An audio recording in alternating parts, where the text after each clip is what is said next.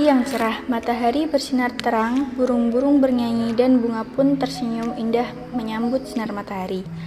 Tak lupa pamit kepada ayah dan bunda untuk berangkat ke sekolah. Namanya Liana Cantikasari. Ia gadis cantik dengan gigi berbehel, berbulu mata lentik, putih dan juga berambut panjang. Liana sapaannya. Setiap hari pergi sekolah dengan menaiki angkot. Ia tak pernah mengeluh dan selalu senang ketika hendak pergi ke sekolah, dan riang gembira menyambut sinar matahari. Saat ini waktu menunjukkan pukul 6.20, yang bertanda harus segera berangkat sekolah. Seperti biasa, berangkat sekolah naik angkot. Hari esoknya, Liana bangun kesiangan. Pada saat bangun, ia terkejut karena waktu sudah menunjukkan pukul 6.15. Ia pun bergegas untuk mandi dan menuju ke tempat pemberhentian angkot. Setelah menunggu 10 menit, akhirnya ada angkot yang datang. Dengan panik, Liana meminta sopir angkot untuk berangkat secepat mungkin. Akhirnya, pada pukul 7.15, Liana sampai di sekolah dengan keadaan gerbang tertutup. Aku terlambat lagi," ujar Liana. Sesuai dengan peraturan yang ada, Liana harus menunggu sampai pukul 7.30 karena keterlambatannya. "Hei Liana, kamu selalu saja terlambat. Sebagai hukuman, kamu harus membersihkan kamar mandi sekolah," kata Ibu Dian dengan lantangnya. Tapi saya kan sudah berusaha, cepat Bu," Liana berusaha menjawab. "Heh, kamu kira ini sekolah apa? Tidak bisa mengikuti peraturan sekolah, jangan sekolah di sini kamu." Maaf ya Bu, Liana dengan menundukkan wajahnya. Jam pun terus berjalan. Kini Liana telah selesai mempertanggungjawabkan kesalahannya. Sungguh sangat sayang nasibnya, dan ia pun masuk kelas. "Assalamualaikum," suara Lina di depan kelas. "Waalaikumsalam, masuk," kata Bu Nia. "Hahaha, mampus terlambat, makanya jangan lelet," kata teman-teman sekelas yang menertawakannya. Pembulian tidak berhenti sampai situ saja. Dari hari itu, Liana terus mendapat bulian dari teman-temannya sampai ia diberi julukan sebagai manusia lelet.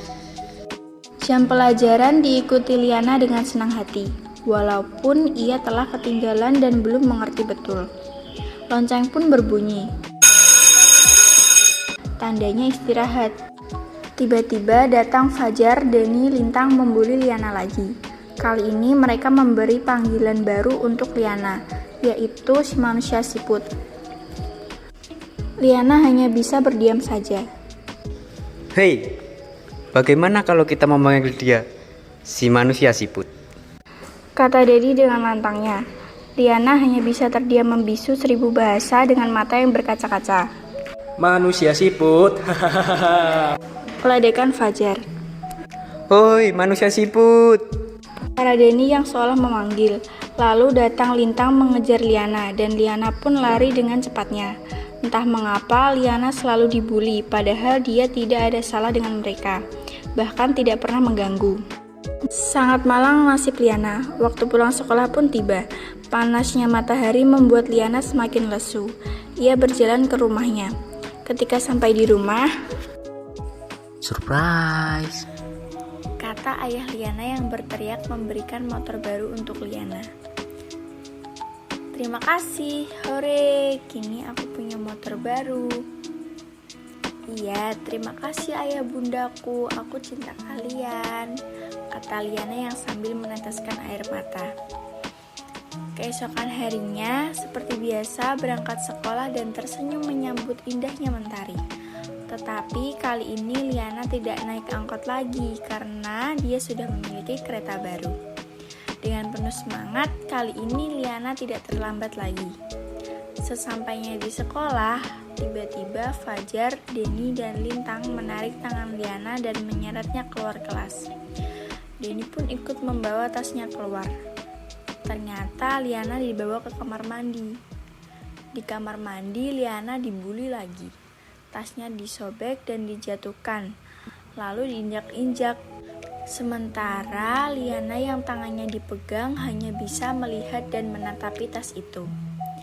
Lalu Liana dibawa keluar. Anak sekolah sudah pada pulang, tetapi tidak habis juga kerja Fajar, Denny, dan Lintang. "Kak, kalian jahat sekali kepadaku," suara Liana yang terbata-bata dengan nangis yang tersendu-sendu. Sungguh kasihan sekali Liana, dia tidak bisa berbuat apa-apa. Liana berusaha bangkit dengan sekuat tenaga. Tangisnya tak terbendung oleh apapun. Lama kasus ini tidak terungkap. Itu semua karena kepasrahan Liana. Seminggu kemudian, tiba-tiba Liana dipanggil ke BK. Liana sangat gelisah karena ada orang tua Fajar, Denny, dan Lintang. Liana, apa yang telah mereka lakukan padamu? Kata Budian guru BK. "Tidak ada, Bu." Lalu Budian menunjukkan rekaman itu. Layar CCTV ternyata aktif. Kejahatan mereka terungkap dan mereka dikeluarkan dari sekolah.